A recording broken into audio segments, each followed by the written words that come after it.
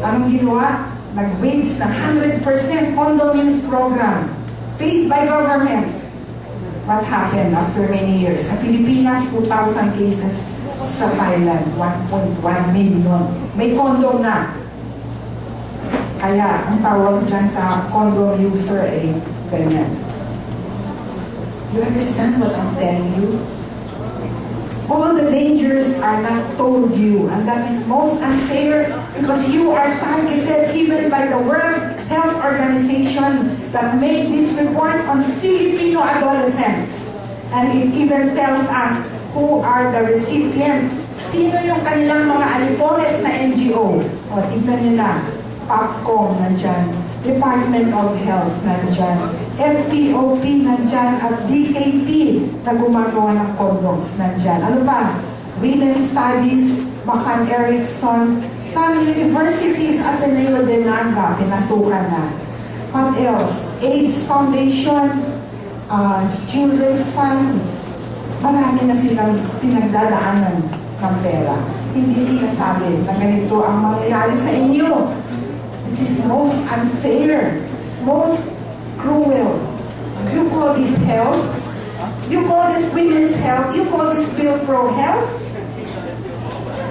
They are deceiving the women. And lately, Doctora told you about the study on the effect of pills and cancer. That was a long time ago. And confirmed today. Look, this is 2011 report. WHO report on the connection between contraceptives and cancer. What does it say? Oral contraceptives are carcinogenic to humans. 2011. Oral contraceptives are very dangerous to health in the same way that other substances like cigarette smoke is dangerous to health. 2011. And so these are the effects which have already been told. Ito ngayon. Marami pa rin mahirap sa Pilipinas. So pumunta tayo sa ilalim ng tulay o sa Mariles. Tanungin mo yung nanay. Ito ang ginagawa nilang pro-RSA. Sinasabi, tingnan mo ito si Diana. 5 na yung anak, 6 na yung anak, buntis na naman. Ang hirap na hirap sila. Hindi ka ba naawa? Bigyan mo na kaagad ng pills. Pupuntahan ko si Diana. Diana, pagpipiliin kita between a condom and tubig na malinis para sa anak mo. Anong gusto mo? Anong kayang pipiliin niya? Pipiliin niya condom? Unfair. Tapos sabihin pro-poor yung RH bill. In fact, in Congress, nung interpellation ng isang buwan, tinanong yung isang kongresistang si Obangco. Hindi ba, sabi ni Congresswoman Magsaysay, itong bill na ito ay poverty measure? Ang sagot ni Congressman Obangco, oo, it is to control and wage a war against poverty, to help the poor. Sunod na tanong, okay, kung gano'n pala naman, if the poor people in my province in Zambales, I ask them to choose between skills, livelihood, education, free medicine, or condoms, what will they choose? Hindi naka-mix. Umang. Siyempre, anong pipiliin ng nanay? Sasagana ang buhay nila pag nag-pills siya ngayon? Na walang edukasyon, walang pabahay, walang gamot, walang skills, walang livelihood. Yan ba ang tugon sa kahirapan? Sa totoo lang, libro ang kailangan, hindi condom. Pipiliin mo yung bata o yung teenager o yung nanay. Nanay, gusto mo ba ng libreng edukasyon sa mga mong anak o gusto mo ng condom? It's very unfair. Kaya si Idol, ito yung totoong Idol, diba? Kung nag-contracept si Nanay Delicia, ang apat siya eh. Eh, sinong idol natin ngayon? Siya pa naman may anti-RH. Di ba yun? Ang dami nating idols na matutuwid at magalang na tao kung hindi pinagpatuloy ang kanilang buhay ng kanilang nanay. Kaya, friends, this is UP, which is anti-RH. Is San Beda anti-RH?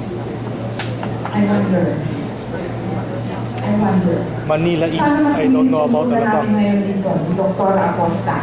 Kasi sa Kongreso, pinagpapatuloy ang labanan sa Senado at sa lower house. Tuloy-tuloy ang laban dito sa RH bill na ito.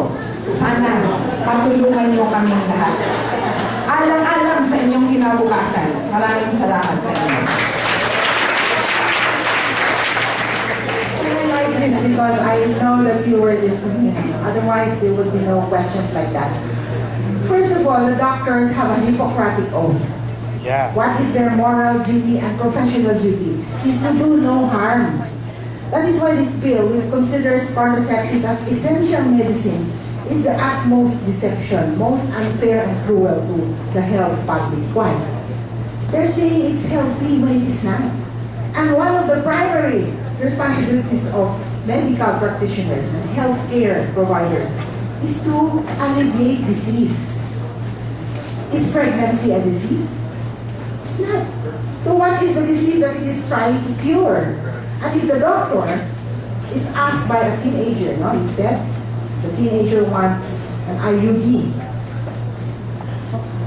If the doctor knows his oath, he's not going to give that to her because it might even kill her. That is already a violation of medical ethics. Besides, he is under a duty to tell her what are the risks to her health, which doctors are not doing here. Most, at any rate. What do you want to add? You know, you study to become a doctor is to promote health, to promote life. And you know, we have explained to you, although we were very in a hurry, that there are so many horrible side effects of contraceptives and abortion. So therefore, it should not be done by healthcare workers because healthcare profession is meant to be an unflinching affirmation for human life.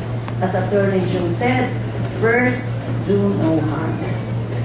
But like, what if in the case of, let's say, I'm a middle-aged woman, I have a family, I wish to have no more children. I go to my doctor and say, you know what, I'm ready to deal with the risks of taking contraceptives. The doctor, isn't it that the person who's to take the contraceptives are the one who decide for themselves? And the doctor is only there to say, okay, these are the risks, this is what happens, this is what you do. But of course, isn't it that the choice is still with the person, and it's the responsibility of the doctor to tell them. You know, just like God gave us freedom of choice. But freedom of choice is meant to do good and not to do bad. Take for example here, you have an enemy here in school. You have freedom. Do you think you can kill your enemy? What will happen if you kill your enemy? You're going to go to prison still. Because freedom is never absolute. It is only freedom to do good. So if I were the doctor, I would tell you, what's your name? Lisa. Lisa, okay, congratulations. You want to take pills? Oh, free with these pills is breast cancer, cervical cancer, liver cancer. You may also have divorce because it is going to result into loss of sexual pleasure and mood disorder. So you and your husband is going to quarrel every day because that's the effect of the hormones. You think you will still take it? Yes, because it really depends on the person. I believe that there are people functioning well in the society taking contraceptives. I will give you a very brief answer to that. Yes, we have all freedom and we have choices, but we are responsible personally, right? That's what they're saying for our choices.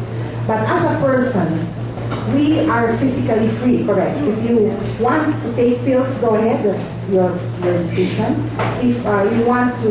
If you feel that you can fly, if a person feels that he can fly, he can jump from the top of this building and fly. Because he is physically free, but he is morally bound. There's a difference between physical freedom and moral freedom. Freedom is only freedom to do good. So he will have to live with the consequences, and that is now a personal decision and a choice, yes, but there is also a personal accountability to himself. That's all I can say. And besides, you're talking about freedom of choice. But we have shown you that this bill doesn't actually allow freedom.